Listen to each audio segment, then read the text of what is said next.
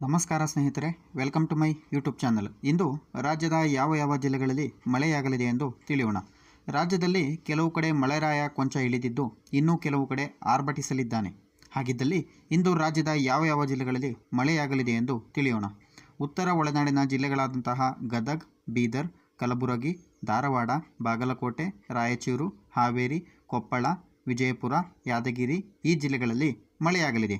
ಹಾಗೂ ಮಲೆನಾಡು ಮತ್ತು ಕರಾವಳಿ ಜಿಲ್ಲೆಗಳಾದ ಉತ್ತರ ಕನ್ನಡ, ಉಡುಪಿ ಮತ್ತು ದಕ್ಷಿಣ ಕನ್ನಡ ಈ ಜಿಲ್ಲೆಗಳಾದ್ಯಂತ ಮಳೆ ಮುಂದುವರಿಯಲಿದ್ದಾನೆ.